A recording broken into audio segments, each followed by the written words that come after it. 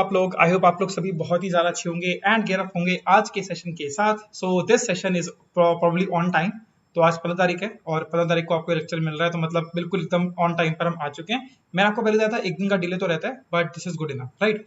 चलो, first of all welcome on your own YouTube channel जिसका नाम है ट्रिपल एस, और मेरा नाम है आकाश। मैं हूँ आपका दोस्त और आपका होस्ट, जो कि आज आपके सामने लेकर आएगा 12th lecture of Indian polity, जो कि अगेन अभी ये सबके साथ बहुत इंपॉर्टेंट टॉपिक है। और आज देखो हमने ऑलरेडी काफी सारे आर्टिकल्स हमने पढ़ लिए हैं, काफी सारे क्या, we have covered 99% of fundamental rights.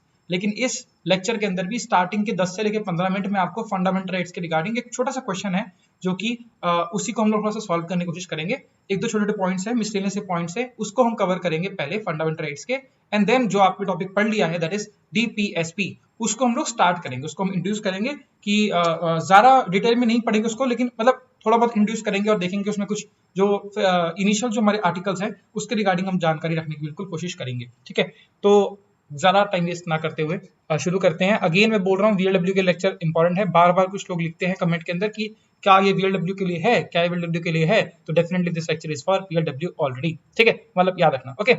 चलो भाई, इंट्रोडक्शन अबाउट माई सेल्फ, छोटा मोटा इंट्रोडक्शन है, आराम से आप पढ़ सकते हो। These are few exams which I have cracked over the years. Along with that I am also having more than 6+ years of experience in teaching on various offline and online coaching institutes.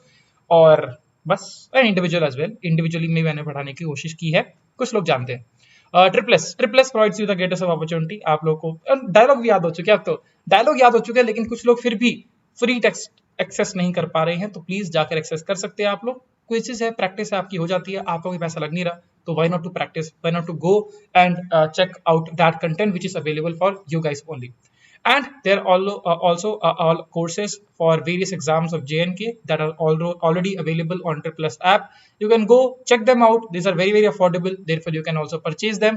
क्या करना है आपको, जाकर simple सी कहानी करनी है, Google play store पर जाओ, डाउनलोड करो ऐप, और ORG कोड के साथ, कौन सा, क्लास प्लस ऐप डाउनलोड करो, ORG कोड के साथ you can access the triple S app also. चलो जी, बातें हो गई हैं बहुत ज्यादा। Now let's come to the question of the day, जिसको हमने लास्ट क्लास में डिस्कस करने की हमने छोड़ा था, बिकॉज फिर वो अदरवाइज वो बहुत लंबा लेक्चर हो जाता, और मैं नहीं चाहता था, because this is also require some kind of curiosity and also some kind of, लेकिन थोड़ा सा आपको अवेयरनेस ही होनी चाहिए, एक ओपन माइंड होना चाहिए, तब जाके आप समझ पाओगे पूरी क्रोनोलॉजिकल ऑर्डर को। तो क्वेश्चन ये कहता है, एक सेकंड राइट से लिखेंगे अभी, कैन, या सीधे लिखते हैं, are fundamental rights, are fundamental rights amendable, क्या फंडामेंटल राइट्स के अंदर चेंजेस किए जा सकते हैं या फिर अमेंड किए जा सकते हैं। वैसे आपको इसके बारे में नॉलेज ऑलरेडी है, यस या नो, तो आप इसका आंसर आराम से कर सकते हो, और अभी तक आपने कर भी दिया होगा, ठीक है, क्योंकि हमने बहुत सारे जगहों पर बीच बीच में फंडामेंटल राइट्स के साथ हमने बताया भी है। 21A आ गया, उसका हमने पहले पढ़ा था कि राइट टू प्रॉपर्टी उड़ गया। तो ये सब कुछ क्या है, इस तो अमेंडमेंट बोलते हैं। इसका सिंपल सा मतलब ये हो गया कि भैया हमारे हिसाब से हमें जितना नॉलेज है, हमने ये तो हमें पता है कि यस है, yes fundamental rights are amendable, लेकिन ये हमेशा से ऐसा नहीं था, और ये यस है, इसके पीछे भी एक अच्छी सी कहानी जुड़ी हुई है। देखो ये जो है ना, ये टसल होने वाली है, अभी आपको जो एक कहानी के तौर पर बताने की कोशिश कर रहा हूँ मैं आपको ये, तो ये जो कहानी है, ये जो टसल है, ये दो आर्टिकल्स के बीच की लड़ाई है। तो पहले तो दोनों आर्टिकल समझ लेते हैं। एक है आपका आर्टिकल नंबर 13, ये मैंने आपको नहीं पढ़ाया था, जो बहुत सारे लोग बोल रहे थे कि काय को नहीं पढ़ाया सर, है ना, थोड़ा सा इंटरेस्टिंग सा आर्टिकल है। मैंने आपको कुछ और आर्टिकल मिस कराया, फॉर एग्जांपल आर्टिकल 33 के बारे में आपको मैंने नहीं बताया, 32 पढ़ाया, 33 नहीं पढ़ाया। उसके अंदर था कि जो आर्मी ऑफिशियल्स हैं उनके जो फंडामेंटल राइट्स है उन्हें थोड़ा बहुत कर्टल किया जा सकता है ना, ऐसे करके बोला गया। But these are not very important, जो आपके एग्जाम के अंदर रिपीटेडली नहीं आते, तो जो आते हैं उनको हम पढ़ना सारा जरूरी है, ठीक है। आर्टिकल 13 वर्सेस लड़ाई किसके साथ है, आर्टिकल नंबर 368 के बारे में हम लोग पहले भी जिक्र कर चुके हैं, जब हमने फीचर्स के रिगार्डिंग हमने बात करी थी, फीचर्स ऑफ कॉन्स्टिट्यूशन के रिगार्डिंग बात करी थी, flexible as well as rigid के रिगार्डिंग बात की थी। अगला पेन कौन सा ले, चलो राइट साइड लेते हैं बीच में, और ये हम लगा रहे थे अपना वर्सेस के बीच का निशान। तो ये लड़ाई चलने वाली है दोनों के बीच में, तो हल्का हल्का एक बार हल्का सा लिख देते हैं कि बेसिकली कहते क्या है, context in the context of this article, sorry this fight. Article 13 क्या बोलता है, आर्टिकल 13 ये बोलता है कि भैया no law can abridge what, a fundamental right, no law can abridge a fundamental right, मतलब फंडामेंटल राइट से ऊपर कोई भी लॉ नहीं है, कोई भी नहीं है। फंडामेंटल से सबसे ऊपर आपको देखने को मिलेगा, कोई भी कानून उसे चेंज नहीं कर सकता, कोई भी कानून उसे बदल नहीं सकता। अच्छी बात है। चलो अब आर्टिकल 368 यहाँ पर क्या कहता है, आर्टिकल 368 भी तो कुछ कहेगा। तो आर्टिकल 368 ये बोलता है भैया, ये पावर देता है किसको, parliament, that is parliament can amend entire constitution. वैसे एंटायर तो यहाँ पे वर्ड में, चलो ऐसा लिख दो, कैन अमेंड द कॉन्स्टिट्यूशन, ऐसा लिख देते हैं, कॉन्स्टिट्यूशन को अमेंड कर सकती है। देखो समझो, दो है यहाँ पर, दो केसेस है यहाँ पर, कैसे करिए आप, चलो कोई नहीं, दो केसेस है। देखो लेफ्ट हैंड मेरा मान लो this is article number 13 and ये राइट हैंड मेरा जो है वो है आर्टिकल नंबर 368।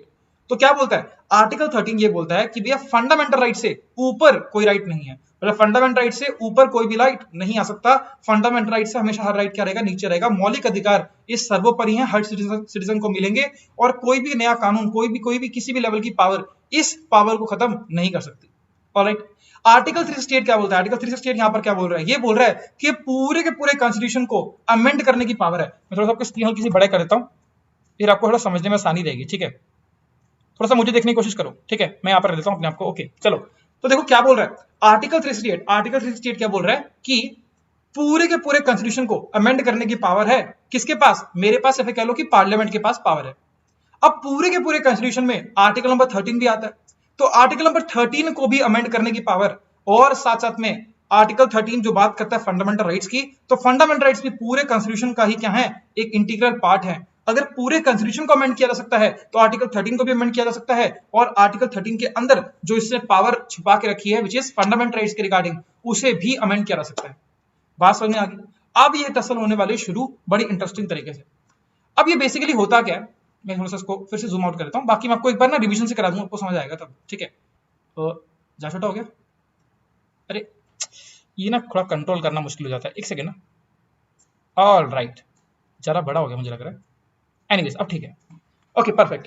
तो ये वाली कहानी चलती हुई आ रही है, ठीक है। अब इस क्वेश्चन का आंसर हम दें, ये सही नहीं होगा। ये क्वेश्चन का आंसर हमारे केसेस के थ्रू आपको देखने को मिल जाता है, केसेस के थ्रू आपको पता लगने को मिल जाता है। फॉर एग्जाम्पल अगर बताऊं तो हमारे देखो, जब भी कोई क्वेश्चन, जब भी कोई सवाल उठता है ना कॉन्स्टिट्यूशन के ऊपर, संविधान के ऊपर कोई भी सवाल उठता है, तो उसे आंसर करने के लिए कौन आता है, हमेशा आता है supreme court of India. Because supreme court क्या है, गार्जियन है कॉन्स्टिट्यूशन का, is the apex body of of judiciary. तो वही हमेशा क्या होता है, कॉन्स्टिट्यूशन के रिगार्डिंग कोई भी सवाल होता है उसे आंसर करने की कोशिश करती है। अब यहाँ पर एक और इंटरेस्टिंग सी बॉडी निकल कर आ रही है, सुप्रीम कोर्ट। सुप्रीम कोर्ट ने क्या बोला, सुप्रीम कोर्ट ने कई सारे केसेस आए थे, कई सारी दिक्कतें आई थी, कई सारी परेशानियां ऐसी आई थी, और बहुत सारे केसेस वगैरह निकल कर आए। For example Shankari Prasad case निकल कर आया, फिर आपका सज्जन सिंह केस निकल कर आया, बहुत सारे केसेस निकल कर आए। तो अप टू 1967 ये एक टाइम था, तब तक सुप्रीम कोर्ट का वर्डिक्ट क्या रहता था इसके रिगार्डिंग। सुप्रीम कोर्ट कहता था दैट सुप्रीम कोर्ट एक मिनट, अंटिल अप टू कर दिया ना, अंटिल कहते हैं, until 1967 supreme court said, supreme court ने क्या बोला, fundamental rights are amendable, fundamental rights are amendable. Although article 13 ये बोल रहा है कि no law can abridge fundamental right, लेकिन सुप्रीम कोर्ट ने बहुत सारे केसेस के दौरान ये बोला अप टू या अंटिल कह लो, अंटिल 1967 सुप्रीम कोर्ट के हिसाब से फंडामेंटल राइट को अमेंड किया जा सकता था। लेकिन 1967 के अंदर एक और केस निकल कर आता जिसने थोड़ी सी कहानी या फिर ये टसल क्या कर दी, हल्की सी चेंज कर दी, डायनामिक्स क्या कर दी, चेंज कर दी है। 1967 के अंदर आपको देखने को मिलता है गोलकनाथ केस। मैं बिल्कुल भी डिटेल में नहीं जा रहा हूं कि इस गोलकनाथ केस के अंदर क्या था, गोलकनाथ केस मैं इसके अंदर बिल्कुल भी नहीं जा रहा हूं, ठीक है, कि क्या है केस, हमें फर्क नहीं पड़ता, बस आपको, क्योंकि आपको मैक्सिमम से मैक्सिमम इसका नाम याद रखना है और डेट याद रखनी है, किस साल में आया था, इसके अलावा कुछ भी याद रखने की जरूरत नहीं है। इस केस के अंदर कहानी थोड़ी सी क्या होती है, बदल जाती है, क्योंकि सुप्रीम कोर्ट यहां पर बोलता है क्या, that is supreme court said what, that is fundamental rights are unamendable, fundamental rights को अमेंड नहीं किया जा सकता। भाई साहब बताओ, अभी कुछ और बोल रहे थे, अभी कुछ और बोल गए, आप तो अपने सगे नहीं हो, है ना, सगे नहीं हो किसी के, क्योंकि आप एकदम बदल गए। और ये बदल सकता है, इसे रिवाइजरी जुरिडिक्शन कहते हैं, ये बदल सकता है supreme court, no doubt about it. अब यहां पर क्या हो गया, अनअमेंडेबल हो गया, यहां पर था अमेंडेबल था। अब अगर ये वाली कहानी होगी कि मतलब क्या है, देखो समझो, आर्टिकल 13, आर्टिकल 68 ये क्या बोल रहा है, फंडामेंटल राइट्स आर अनअमेंडेबल, यानी कि जो आर्टिकल 13 कहता था कि फंडामेंटल राइट्स के ऊपर कोई भी चीज नहीं है, ये क्या होगी, प्रूफ हो गई। तो आर्टिकल 13 क्या हो गया, ऊपर की ओर बढ़ गया, आर्टिकल 368 की पावर क्या होगी, कम होगी। समझ आ रही बात? अब ध्यान से समझना, आर्टिकल 368 के अंदर एक वर्ड लिखा है जिसका नाम है पार्लियामेंट। पार्लियामेंट का मतलब क्या है, पार्लियामेंट के अंदर वो लोग रूल कर रहे होते हैं जो कि एक्चुअल में हमारे देश को क्या कर रहे हैं, चला रहे हैं। समझ रहे हैं बात? यानी कि मैं आपको बोलूं तो सरकार जो चला रहे हैं उन्हें ऐसा महसूस हो रहा है कि उनकी पावर्स क्या होगी, कम होगी। और ऐसा ही एक मतलब ऐसी एक मोहतरमा, आई वुड से मोहतरमा कह लो, फिर आप एक कह लो पार्टी थी जो हमारे देश में उस टाइम पर रूल कर रही थी। कहां गया आपका, हाँ, पार्टी रूल करती, that is Indira Gandhi government यहाँ पर रूल कर रही थी। अब इंदिरा गांधी गवर्नमेंट क्या करती है, इन्हें रियलाइज होता है कि यार हमारी पावर तो कम होगी, अब फंडामेंटल राइट्स अगर हमसे बड़े होंगे तो यार काम खराब हो जाएगा, हमारी पावर क्यों कटल की जा रही है। तो पावर डायनेमिक्स चेंज ना हो इसलिए क्या करते हैं वो लोग, लेकर आते हैं इंटरेस्टिंग सी अमेंडमेंट। तो पार्लियामेंट, ये इतनी इंपॉर्टेंट नहीं है, आपको सिर्फ 2 केस याद रखने हैं। मैं आपको एंड में बता भी दूंगा इसमें क्या क्वेश्चन आएगा। क्वेश्चन बहुत सिंपल आता है, आपको मैं सीधा सीधा बता के खत्म कर सकता हूँ टॉपिक, मतलब with in I would say in matter of a minute, 1 minute में टॉपिक खत्म कर सकता हूँ, लेकिन मैं नहीं कर रहा हूँ, समझाने की कोशिश कर रहा हूँ आप लोग कि आप लोग मजा आए, आपको इंटरेस्ट आए पढ़ने में, है ना। वरना तो क्या है, बुक्स में सब कुछ लिखा हुआ है, जाके पढ़ लो, लेकिन बुक से अगर सब कुछ पढ़ पाते तो यहाँ पर थोड़ी क्लास लगाते आप, है ना, which is not nothing bad, ठीक है। जहां से भी पढ़ना चाहते हो पढ़ो, बस पढ़ो, as long as you are studying. तो पार्लियामेंट यहाँ पर क्या करती है, पार्लियामेंट यहाँ पर एक अमेंडमेंट लेकर आती है in the leadership of Indira Gandhi ji. जैसे इंदिरा गांधी जी, अगर आप वैसे भी कहीं ना कहीं पढ़ने लग जाओ ना, मतलब अच्छे से आप पढ़ोगे तो इंडियन पॉलिटी को पढ़ोगे तो इंदिरा गांधी जी का इनको इन्फ्लुएंस ना बहुत जगह देखने को मिलेगा, ठीक है। Whether is talk about emergency, whether we talk about now, आज भी हम लोग 2 बार बात करेंगे इनकी, ठीक है। तो इंदिरा गांधी जी की लीडरशिप के अंदर पार्लियामेंट लेकर आती है 24th amendment of Indian constitution, जो कि आती है आपकी 1971 के अंदर आपको देखने को मिलती है। ये आपकी अमेंडमेंट लेकर आती है, कॉन्स्टिट्यूशनल अमेंडमेंट लेकर आती है। और इसके तहत वो क्या कहती है कि देखो प्रॉब्लम क्या है, प्रॉब्लम आर्टिकल 368 की कम पावर है या फिर 13 की ज्यादा पावर है। 13 की पावर ज्यादा बढ़ गई थी ना, तो ये क्या बोलते हैं कि देखो ऐसा करते हैं, आर्टिकल 13 की पावर कम कर लेते हैं। तो अमेंडमेंट के थ्रू इन्होंने बोला कि देखो आर्टिकल 13 बिल्कुल सही है, बिल्कुल सही है, हम लोग बिल्कुल उससे डिसएग्री नहीं कर रहे, बस हल्का सा ट्विस्ट करते हैं कि article 13 shall not apply on article number 368। कितना स्मार्टली काम किया उन्होंने, बोला कि यार इसकी पावर को तो हम कम नहीं कर सकते, तो हम एक काम करते हैं, आर्टिकल 13 अप्लाई ही नहीं कर पाएगा 368 के ऊपर, तो 368 क्या हो गया, ऑटोमेटिकली ऊपर हो गया। समझ आ रहा है, टसल समझ आ रहा है। पार्लियामेंट अलग चल रही है, जुडिशियल अलग चल रही है। देखो इस दौरान अगर आप बोलो ना, जो फाइट पहले आर्टिकल नंबर 13 और आर्टिकल 368 के बीच में थी, कहीं ना कहीं अगर आप थोड़ा सा समझने की कोशिश करो तो अब जो फाइट है उसके डायनामिक्स बदल चुके हैं, बिकॉज अब ये फाइट किसके बीच में होगी, अब ये fight is parliament versus judiciary. एक तरफ है पार्लियामेंट जो कि अपने राइट ऑफ आर्टिकल 368 को प्रोटेक्ट करने की कोशिश कर रही है, और इधर क्या है, जुडिशरी है जो कि ये मेक श्योर करने की कोशिश कर रही है कि जो इक्वालिटी है या चीजें क्या है ऑटोमेटिकली क्या हो जाए, बैलेंस होने की कोशिश करें। तो ये फाइट ऑटोमेटिकली अब क्या होगी, जुडिशरी वर्सेस पार्लियामेंट बन चुकी है, अब आर्टिकल के बीच में लड़ाई नहीं। अब टाइम बदलेगा, कुछ साल बीतेंगे और फिर आएगा एक बहुत ही बड़ा लैंडमार्क केस जिसके बारे में हम लोग पहले भी बात कर चुके हैं, नाम सुन चुके हैं। वो केस आएगा सर आपका 1973 के अंदर। इस केस ने एक अलग ही पूरा का पूरा सिनेरियो बनाकर दे दिया, एक पूरी की पूरी कहानी बदल कर दे दी। This case was known as KBC। कौन बने करोड़पति, नहीं इसका नाम है केशवानंद भारती केस, ठीक है, केशवानंद भारती केस। ये आता है आपका 1973 के अंदर, और ये केस ने एक थ्योरी निकाल कर आई जिसे बोलते हैं बेसिक स्ट्रक्चर की थ्योरी। इसके अंदर क्या हुआ, बहुत लंबा केस चला, हमें उससे फर्क नहीं पड़ता है। एन पलकी वाला वाज आल्सो देयर, जो कि केशवानंद भारती की साइड थे, और ये he was leading this particular case और नॉट। बहुत सी चीजें यहाँ पे चल रही थी, बट खैर हमें उसके अंदर नहीं जाना। पॉइंट इज कि इसके अंदर सुप्रीम कोर्ट फिर से क्या करता है, गुलाटी मारता है, सुप्रीम कोर्ट कोशिश करता है कि इन चीजों इस चीज को बैलेंस किया जाए। तो as per this case supreme court एक वर्डिक्ट यहां पर देता है कि देखो फंडामेंटल राइट्स पहले बोला था पहले बोला था अमेंडेबल है, फिर बोला अनअमेंडेबल है, अब क्या बोल रहे हैं, फंडामेंटल राइट्स आर अमेंडेबल। भाई फिर बदल गया, कमाल ही चल रहा है यहाँ पर, फंडामेंटल राइट्स आर अमेंडेबल। लेकिन अब मतलब पार्लियामेंट, सीधी सी बात है, अगर फंडामेंटल आर अमेंडेबल इसका मतलब क्या हो गया कि 368 की पावर क्या होगी, बढ़ गई, जो कि पहले भी आपको देखने को मिल रही है। लेकिन इसके अंदर लगा दिया क्लॉज कि ये अनलिमिटेड पावर यहां पर ना मिल जाए पार्लियामेंट को, तो यहां पर बोला fundamental rights are amendable but under the limitation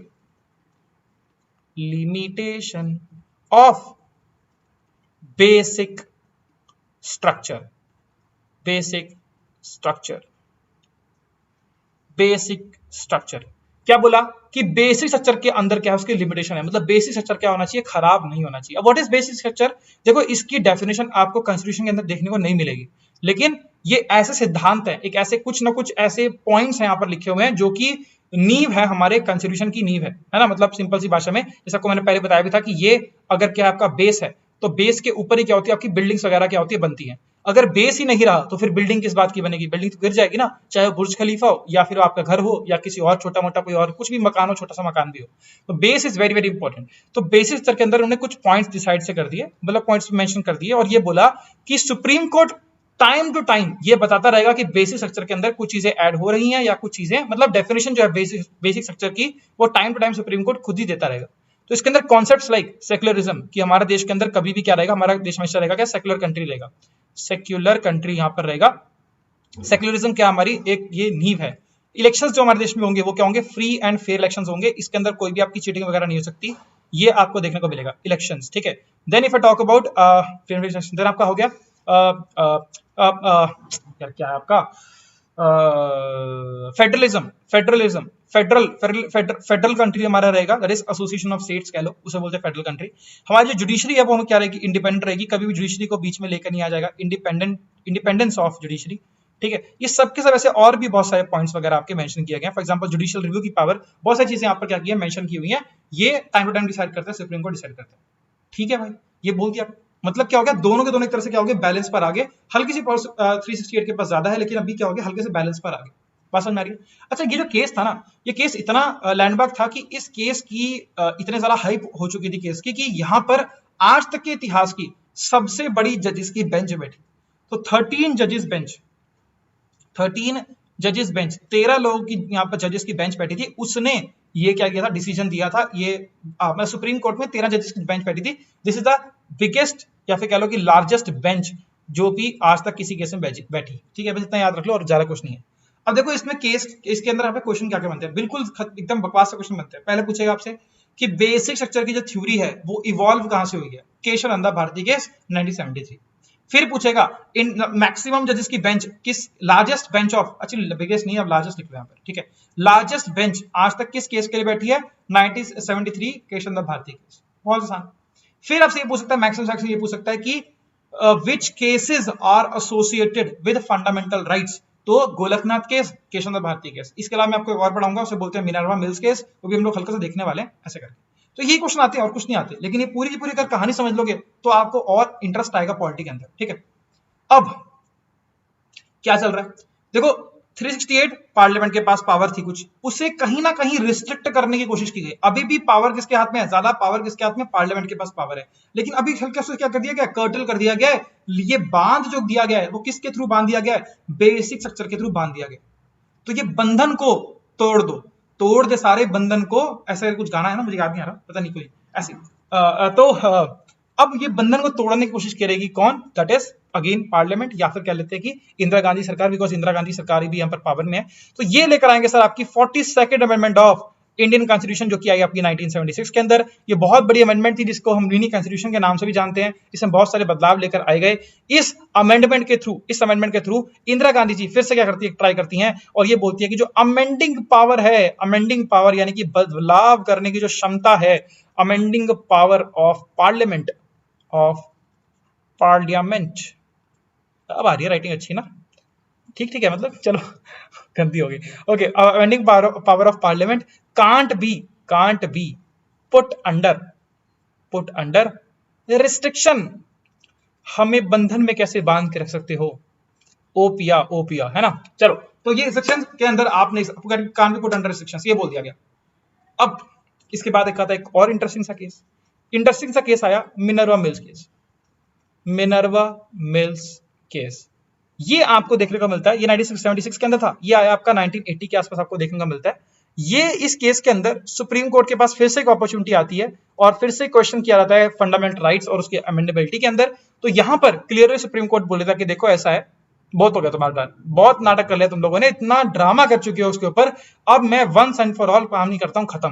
तो सुप्रीम कोर्ट यहां पर बोलता है कि भैया amendment 42nd second amendment of Indian Constitution which happened to be in 1976 in this regard मतलब हम सिर्फ फंडामेंटल राइट्स का जो एस्पेक्ट है 42nd अमेंडमेंट में बहुत सी चीजें चेंज की गई थी, लेकिन इसमें सिर्फ जो फंडामेंटल राइट के रिगार्डिंग ये जो लाइन लिखी गई है, ये जो लाइन बोली गई है बाय द पार्लियामेंट, इसको क्या कर रहे हैं हम लोग, इसके रिगार्डिंग में हम लोग कुछ कमेंट कर रहे हैं। और वो कमेंट ये था कि that is in this regard is unconstitutional.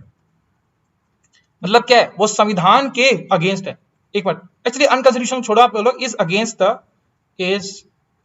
The basic structure, जो बेसिक स्ट्रक्चर के जो संविधान जो हमने जो कॉन्सेप्ट दिया था उसके बिल्कुल क्या है, अगेंस्ट है। देयरफॉर अनकॉन्स्टिट्यूशनल मतलब क्या है, संविधान के खिलाफ एक तरह से हो गई है। अनकॉन्स्टिट्यूशनल, एक मिनट, कॉन्स्टिट्यूशनल क्या है, चल छोड़ो यार, लगा अपने आप लिख लेना, ठीक है, हाँ जो भी है। तो ये बेसिकली क्या है, थ्योरी इसके अगेंस्ट है और यहाँ पर ये वंस एंड फॉर ऑल खत्म कर दिया। तो एक मुझे हल्के से एक बार रिवीजन करने की कोशिश करते हैं फटाफट से। तो रिवीजन के तौर पर अगर देखें तो देखो दो आर्टिकल से कहानी चल रही थी। पहला आर्टिकल नंबर 13, फिर आया एक मिनट ऐसे मजा नहीं आएगा, मैं छोटा चेहरा अपने खुद ही देखता रहता हूँ, मुझे कुछ समझ नहीं आता। एक मिनट इसको कर लेते हैं, थोड़ा सा हम लोग बड़ा कर लेते हैं, फिर आपको मजा सा आएगा। चौकी तो ये आर्टिकल नंबर 13, ये है आर्टिकल नंबर 368, ठीक है, मैं नाम ही भूल गया था। 13 आर्टिकल 368। सबसे पहले सुप्रीम कोर्ट ने ये बोला कि देखो दोनों के दोनों क्या है, इंटैंगलमेंट के अंदर है, मतलब दोनों के दोनों कहीं ना कहीं क्या करते हैं, साथ में लिंक करते हैं। सुप्रीम कोर्ट फॉर एग्जांपल मैं सुप्रीम कोर्ट बैठा हूं, सुप्रीम कोर्ट ने ये वर्डिक्ट दिया था कब तक, 1967 से पहले, गोलकनाथ केस से पहले ये बोलते थे कि जो आर्टिकल, जो ये फंडामेंटल राइट्स जो कि आर्टिकल 13 जो कर एक तरह से उनको पकड़ के रख रहा है, ये क्या है, आपके अमेंडेबल है, इन्हें अमेंड किया जा सकता है। यानी कि 368 की पावर क्या है, इससे थोड़ी सी ज्यादा ऊपर है। गोलकनाथ के साथ ही क्या होता है, रिवर्सल हो जाता है और ये बोलते हैं कि भैया देखो ऐसा है कि फंडामेंटल राइट्स जो है वो क्या है, अनअमेंडेबल है, यानी कि इसकी पावर क्या होगी, बढ़ गई और इनकी पावर क्या होगी, कम। लेकिन पार्लियामेंट को पसंद आएगा, नहीं पसंद आएगा। इंदिरा गांधी जी बोलेंगी अरे भैया क्या है कर दिया, हम पावर में क्या कैसे आगे, हम पावर में आगे तो हमें कुछ ना कुछ और एडवांटेज तो मिलने चाहिए, यही तो हमारे पास मेन पावर है, इसको भी आप छीन लोगे तो कैसे काम बनेगा। तो ये लेकर आएंगे अपने नई अमेंडमेंट 1971 के अंदर, और ये क्या बोलेंगे कि देखो आर्टिकल जो 13 है वो इसके ऊपर एप्लीकेबल होगा ही नहीं, इसके ऊपर एप्लीकेबल होगा नहीं, इसके ऊपर एप्लीकेबल ही नहीं होगा। उसके बाद तुम अपना आर्टिकल 13 लेकर जो मर्जी करो, कहीं भी जाओ, हमें क्या ही फर्क पड़ता है। ये इसका जो लिंक था ना, वही क्या कर दिया गया, तोड़ दिया गया। फिर सुप्रीम कोर्ट आकर वापस आता है और बोलता है इस लिंक को जोड़ता है, और ये जो जोड़ने की जो कड़ी है, इसका जो नाम रखता है, इसका नाम रखता है बेसिक स्ट्रक्चर, इसका नाम रखता है बेसिक स्ट्रक्चर के साथ उनको जोड़ देता है। और ये बोलता है कि आर्टिकल 368 अगर चाहे तो इसको अमेंड कर सकता है, इसे अमेंड कर सकता है, आर्टिकल 313 को भी अमेंड कर सकता है, इसके अंदर फंडामेंटल राइट्स है उसे अमेंड कर सकता है, नो डाउट अबाउट इट। लेकिन ये बंधन जो है वो टूटना नहीं चाहिए, बेसिक स्ट्रक्चर क्या होना चाहिए, स्पॉइल नहीं होना चाहिए। बहुत सी चीज समझ आ गई। अब पार्लियामेंट को लगेगा झटका, और पार्लियामेंट क्या बोलेगी, यार ये बेसिक स्ट्रक्चर ने तो हमें बांध के रख दिया है, कि हम कुछ पावर, थोड़ी सी हमारी पावर ज्यादा जरूर है, लेकिन इसके बाद हम लोग we can not go any further, because ये इंटेग्रेमेंट क्या हो जाएगी, छूट जाएगी। तो क्यों ना किया जाए कि इस बंधन को फिर से तोड़ दिया जाए। इंदिरा गांधी जी अगेन ट्राइड कि ये जो 368 की जो पावर है ना, अमेंडिंग पावर है, इसे बंधन में बांध के नहीं रख सकते। ये अमेंडिंग पावर बहुत लाइक इनफाइनाइट लेवल के ऊपर इसे क्या मिल जाए, ये एक तरह से अपरण मिल जाए, ठीक है, इसके ज्यादा लाइक पावर मिल जाए, ये बोला गया। लेकिन मिनर्वा मिल्स केस के अंदर सुप्रीम कोर्ट ने बोल दिया देखो बेटा बहुत हो गया तुम्हारा नाटक। पापा ने एक बार बोल दिया कि मतलब बच्चा होता है, बाप होता है। एक बार पापा ने बोल दिया कि बेटा तुम्हें ये वाला चीज समझा दी, बेसिक स्ट्रक्चर समझा दिया, तो तुम काहे को ड्रामा कर रहे हो। इतनी बात है, ये जो तुमने जो भी ड्रामा करने की बात कोशिश कर रहे हो, एक बार क्लियरली बता दूं, तुम अगेंस्ट जा रहे हो कॉन्स्टिट्यूशन के, तुम अगेंस्ट जा रहे हो मेरे, जो मैंने बोल दिया, तो clearly this is unconstitutional. Basic structure पे ध्यान दो, और जो नौटंकी लगा रखी है ना, बहुत हो गया, अभी सबको साइड में रखो और किसी और चीज पे फोकस करो। तुम्हारे इतना ड्रामा कर रखा है, 1976 आ गया है, अभी तुम्हें इमरजेंसी लगा दिया, अभी तुमने ऑलमोस्ट इमरजेंसी का माहौल बन गया है, देश में इतना काम खराब चल रहा है, तुम इसके लेके बैठे हुए हो। तो ये वाली बात बेसिकली मुद्दा क्या हो गया, खत्म हो गया, और इसके बाद आपका फंडामेंटल राइट का टॉपिक भी क्या हो गया, खत्म हो गया। लेकिन एक छोटा सा पॉइंट हल्का सा रह गया, उसको मैं बताता हूँ। एक थोड़ा सा मिस कर दिया था मैंने पॉइंट, इसको साइड में थोड़ा ज़्यादा बड़ा हो गया, हल्का सा छोटा कर लेते हैं। यस, एक पॉइंट है लास्ट, बिल्कुल लास्ट पॉइंट है ये, तो केस तो बिल्कुल खत्म हो ही गया, ठीक है। अरे क्या हो गया इसके, हाँ, तो वो पॉइंट ये है, article number 15, article number 16, article number 19, article number 29 और आर्टिकल नंबर 30, ये वो सभी आर्टिकल्स हैं जो कि सिर्फ और सिर्फ इंडियन सिटीजन्स को मिले हैं। ये सभी के सभी वो आर्टिकल्स जो कि किसको मिले हैं, सिर्फ और सिर्फ इंडियन सिटीजन को मिले हैं। इसके अलावा जितने भी फंडामेंटल राइट्स हमने पढ़े हैं या जितने हमने नहीं भी पढ़े हैं, वो सभी के सभी किसको मिल रहे हैं, इंडियंस प्लस फॉरेनर्स दोनों को मिल रहे हैं। समझ रहे हो, ये सिर्फ और सिर्फ इंडियन सिटीजन को मिले हैं, पर बाकी सब जो है इंडियन प्लस फॉरेनर्स सबको मिले हुए हैं, सबको मिले हैं, फॉरेनर्स सबको मिले हैं। और अगर इनमें से जो भी राइट्स, अच्छा सर ये नहीं, इसके अलावा है ना, एक्सेप्ट दिस जो भी हो गए वो सबके दोनों को मिले हैं। और अगर even being a foreigner, for example अगर मैं फॉरेनर हूं और मान लो कि मुझे लगता है कि मेरा आर्टिकल नंबर 17 जो है या आर्टिकल नंबर फॉर एग्जांपल 21 है, वो क्या हुआ है, इन्फ्रिंज हुआ है, तो मैं भी कहां पर जाऊंगा, सुप्रीम कोर्ट के अंदर डायरेक्टली जा सकता हूं। ठीक है, बात समझ में आ रही है? ओके, मुझे लगा थोड़ा सा डिले आ रहा है वीडियो में। एनीवेज, तो ये आपको देखने मिल जाता है, याद रख लेना यार, थोड़ा सा इंपॉर्टेंट फंडा सा है। कभी अगर पूछ लेता है कि which of the following article is not या इज गिवन और is not given to foreign citizens, बकवास के क्वेश्चन है पर कभी कभार आ जाते हैं। देखो भाई, तो अरे यार मुझे लगा नहीं था कि इतना टाइम ले लेंगे। चलो अभी आज जो डीपीएसपी का टॉपिक है उसको भी इंट्रोड्यूस कर ही देते हैं, क्योंकि वरना ऐसा होगा कि गलत टॉपिक आ जाएगा। एनीवेज चलो ठीक है, शुरू करते हैं डीपीएसपी के रिगार्डिंग। डीपीएसपी तो ज्यादा बड़ा नहीं करेंगे, इसको खाली इंट्रोड्यूस करेंगे आज, ठीक है, फिर हम लोग नेक्स्ट क्लास से हम लोग इसको कैरी फॉरवर्ड कर लेंगे, ठीक है। क्योंकि ना ये फिर अगर एक बार शुरू हो गया फिर अगेन वो टॉपिक लंबा सा हो जाता है, तो फिर ना वो फिर वीडियो बहुत ज्यादा लंबी हो जाती है, फिर इतनी जान भी नहीं रहती है। ठीक है, डीपीएसपी इसकी फुल फॉर्म क्या है? इसकी फुल फॉर्म है directive principles of state policy. देखो कुछ भी ना समझ आए तो क्या करना है, वर्ड्स को ब्रेक करना है। ये चीज आप इंग्लिश में सीखते हो, वोकैबुलरी के टाइम पर आप सीखते हो, पर ये एक्चुअल में बचपन से सीख लेनी चाहिए थी। मतलब मैं स्कूल में, मेरे को तो याद है हमारी स्कूल में हमारी इंग्लिश की मैम बोलती थी, कुछ भी नहीं समझ आ रहा है, ब्रेक द वर्ड्स। जितना ब्रेक कर दोगे उतना कुछ तो समझ आएगा, हल्का हल्का आपको हिंट देखने को मिल जाएगा। और साइंस में जाके हमने चीज समझी थी कि अगर कोई लंबी सी टर्म ना समझ आ रही हो तो पीछे से पढ़ना शुरू कर दो। तो क्या बोलते हैं इसको भी हम लोग, क्या करते हैं, ब्रेक करते हैं, पीछे समझने की कोशिश करते हैं। पॉलिसी, पॉलिसी मतलब कुछ भी हम लोग पॉलिसी बना रहे हैं किसी भी चीज के रिगार्डिंग। फॉर एग्जांपल पॉलिसी एक बना रहे हैं कि हम लोग क्या करेंगे, जैसे हमने यहाँ पर भी लेक्चर्स ऑर्गेनाइज किए जाते हैं, है ना, प्रॉपर लेक्चर्स आपके आ रहे हैं, थोड़ा बहुत डिले हो जाता है जरूर, लेकिन आपके पॉलिटी लेक्चर आ रहा है, आपका मैथ्स लेक्चर चल रहा है, this is also kind of a policy, कि हमने, हमारी पॉलिसी है कि हम लोग क्या करेंगे, मतलब सुमित सर का विजन है कि हम लोग कुछ ना कुछ फ्री एजुकेशन के अंदर इन्वॉल्वमेंट रखेंगे और बहुत ज्यादा अफोर्डेबल बेसिस के ऊपर we will provide something for you guys. ठीक है, समझ आ रही बात, सिंपल सी कहानी है। तो यहां पर इस पॉलिसी के अंडर क्या कर रहा है, कुछ ना कुछ काम हो रहा है। तो क्या बोल रहे हैं, पॉलिसी बनाई जाएगी, कौन बनाएगा, स्टेट पॉलिसी बनाएगा, स्टेट बनाएगा। स्टेट मतलब यहां पर भी डेफिनेशन ऑफ स्टेट बिल्कुल सेम है, तो ज्यादा दिमाग खराब करने की जरूरत नहीं है। तो स्टेट क्या करेगा, पॉलिसी फ्रेम करेगा, और जब पॉलिसी फ्रेम करेगा उसके अंदर कुछ ऐसे प्रिंसिपल्स रखेगा, कुछ ऐसे सिद्धांत रखेगा, जो कि सिद्धांत क्या होंगे, डायरेक्टिव इन नेचर होंगे। डायरेक्टिव का मतलब क्या होगा, एक पर्टिकुलर डायरेक्शन के अंदर क्या कर रहे हो, काम करेंगे, एक पर्टिकुलर डायरेक्शन के अंदर उनका क्या हो, गोल होगा कि इस डायरेक्शन के अंदर क्या करना है, हमें जाना है। तो डायरेक्शन क्या होगी, बेसिकली अगर देश को हमें ग्रो करवाना है, देश के लिए क्या डायरेक्शन होगी कि देश क्या करे, आगे ग्रो करे, देश के मतलब क्या कहते हैं, ग्रो करे तो देश के अंदर क्या हो, जीडीपी इंप्रूव हो, देश की क्या हो, हेल्थ सेक्टर इंप्रूव हो, देश के लोग हैं, आम नागरिक हैं, उनके लिए क्या चीजें अफोर्डेबल मैनर के अंदर रहे, पीस हो, स्टेबिलिटी हो, अच्छा इन्वायरमेंट हो, ये सब के सब क्या है, डायरेक्शन है जिसके अंदर कोई ना कोई देश ग्रो करना चाहता है। इसके लिए क्या करेंगे, आपकी पॉलिसीज वगैरह फ्रेम की जाएंगी। फॉर एग्जांपल अभी आपको देखूं तो कल ही न्यूज आई है कि जो मोदी जी ने बोला है कि 10 लाख के करीबन क्या होंगी, जॉब्स दी जाएंगी। डिफेंस के अंदर भी कुछ आपका वो टूर ऑफ ड्यूटी करके जो कॉन्सेप्ट है वो इंट्रोड्यूस किया गया। ठीक है, तो अभी थोड़ा लेट हो गया, वरना अगर मैं इतना यंग होता, आई एम 25 राइट नाउ, तो अगर मैं 21 का होता तो मैं डेफिनेटली पक्का टूर एंड ड्यूटी के लिए ज्वाइन करता। I am actually waiting for it for almost 2 years। पर चलो छोड़ो, वो पॉइंट तो अलग ही है।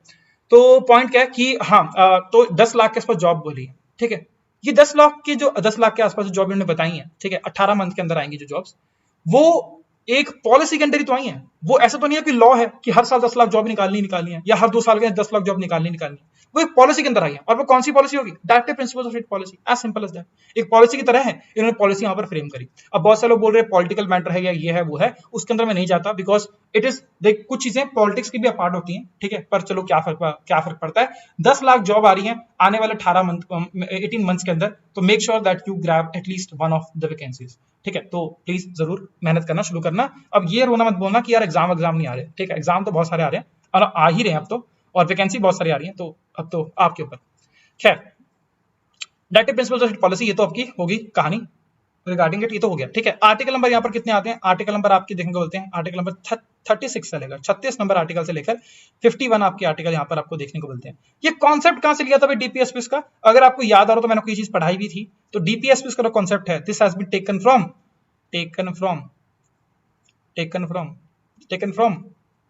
आयरलैंड। आयरलैंड से ये बेसिकली कॉन्सेप्ट लिया गया है, ठीक है। और आयरलैंड ने भी ये कॉन्सेप्ट किया था, फ्रांस से लिया था, लेकिन चलो हम लोग फिलहाल आयरलैंड ही याद रखते हैं, ठीक है। देखो डीपीएसपी क्या पैसे समझते हैं कि डीपीएसपी पहले है क्या, फिर आपको आर्टिकल में बस लिखवाई दूंगा, कोई बड़ी बात नहीं। तो डीपीएसपी इसको शॉर्ट फॉर्म में हम डीपीसी बोलते हैं, डायरेक्टिव प्रिंसिपल्स भी बोलते हैं, है ना। ऑफ कोर्स स्टेट पॉलिसी का पार्ट है तो ठीक है, डायरेक्टिव प्रिंसिपल डीपीसी बोल लेते हैं। तो ये बेसिकली डीपीस क्या है, ये सजेशंस हैं, ये कोई लॉ नहीं, मतलब ये कोई पर्टिकुलर लॉ नहीं है, ये क्या आपके सजेशंस है या फिर कोई ना कोई ये अधिकार नहीं है, ये सजेशंस है, मतलब एक तरह की सजेशंस है, किसके लिए, फॉर पॉलिसी मेकर्स, जो भी कानून बना, जो भी पॉलिसीज वगैरह फ्रेम कर रहे हैं उनके लिए क्या है, कुछ सजेशंस हैं फॉर पॉलिसी मेकर्स। अगर इन सजेशंस के ऊपर काम कर लेंगे तो क्या हो जाएगा भाई, तो क्या हो जाएगा, that is while formulating this policy, while formulating policy, अगर डीपीएसपी को फॉलो किया जाए, if DPs are followed while formulating a policy, while formulating policy या policies, then ऐसे policies, बीच में मैंने सेमीकोलन लगा दिया, हल्का सा ब्रेक, क्या होगा आपका, वेलफेयर ऑफ पीपल, चलो while formulating, if DPSP follow by formatting of policies, तो क्या होगा, ये क्या कि welfare will lead to welfare of the people. मतलब सीधी सी भाषा में बताऊं तो ये क्या आपकी समाजवादी धारणाओं से को लेकर चल रही है, यानी कि सरबत का भला किसने बोला था, बताना सर, सरबत का भला किसने बोला था, बहुत ही महान एक रह चुके हैं, है ना, इंसान, ठीक है। तो सरबत का भला किसने बोला था, that is welfare of all, welfare oriented basically क्या करती है, काम करती है। इसके अलावा अगर आपको बताऊं तो ये थोड़ी सी क्या है, जस्टिसेबल नहीं होती, क्यों नहीं होती उसका भी एक रीजन है। चलो आपको लॉ, आपको आर्टिकल के साथ बताता हूँ, है ना, आर्टिकल के साथ बताता हूँ। तो जो मैंने आपको लिखवाई है ना कहानी, यही है आपकी आर्टिकल नंबर 36 पहले आएगा, ये आपका बताता है कि डेफिनेशन ऑफ स्टेट, मुझे लगता नहीं आपको डिफाइन करने की जरूरत है, बिकॉज हम लोग पहले से डिफाइन कर चुके हैं, स्टेट की डेफिनेशन में ज्यादा चेंज नहीं आता है, ऑलमोस्ट सेम सी डेफिनेशन यहाँ पर रहती है। आर्टिकल 37 ये बेसिकली बात करता है क्या, किसके रिगार्डिंग बोलता है कि डीपीज या डीपीएसपीज आर नॉन जस्टिसेबल, ये यहां पर करके बोलता है। अभी क्यों बोलता है इसको समझाऊंगा मैं आपको। आर्टिकल 38 जो बोलता है, ये क्या बोलता है आपका, ये बोलता है आपका कि जो स्टेट शैल प्रमोट, यही सेम चीज मैंने आपको पहले बताई थी, बस की डेफिनेशन से लिख रहा हूं। State shall promote welfare of all,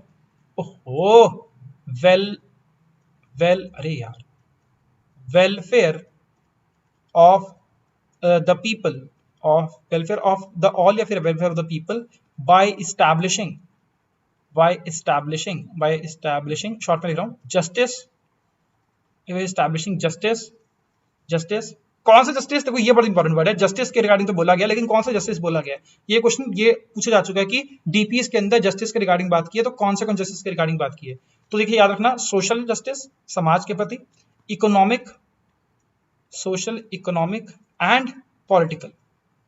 तो सोशल इकोनॉमिक और पॉलिटिकल जस्टिस के रिगार्डिंग बात की है कि भैया इस तरह से हम लोग वेलफेयर ऑफ ऑल प्रमोट करेंगे, और प्रमोट करने के दौरान वी विल मेक श्योर कि सबको क्या मिले, जस्टिस मिले, सबको एक तरह का क्या है मिले, इंसाफ मिले, किस मैनर में, सोशल मैनर के अंदर, इकोनॉमिक मैनर के अंदर और पॉलिटिकल मैनर के अंदर, ये वहां पर बोला गया, ठीक है, वेरी वेरी इंपॉर्टेंट।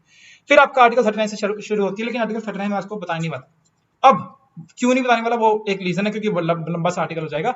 यहां पर मैंने एक पॉइंट लिखा है, डीपीज आर नॉन जस्टिसेबल। ये क्या है आपके जस्टिसेबल, यानी कि इसके प्रति आप कोर्ट के अंदर जाकर किसी के अगेंस्ट बोल नहीं सकते कि देखो आपने वादा किया था कि मुझे ये मिलेगा, लेकिन आपने तो मुझे दिया नहीं। जैसे फंडामेंटल राइट के केस में आप कर सकते हो, फंडामेंटल में क्या बोलते हो कि भैया मेरा फंडामेंटल राइट था, मेरा मौलिक अधिकार था, मुझसे ये राइट क्या किया जा रहा है, छीना जा रहा है, तो मैं क्या कर सकते हैं, मैं कोर्ट में जाऊंगी और बोलूंगी मुझे अपना राइट दे दो वापस। लेकिन इसको लेकर आप कोर्ट में जा नहीं सकते, this can not be tried in to the court, या this matter can not be discuss in the court.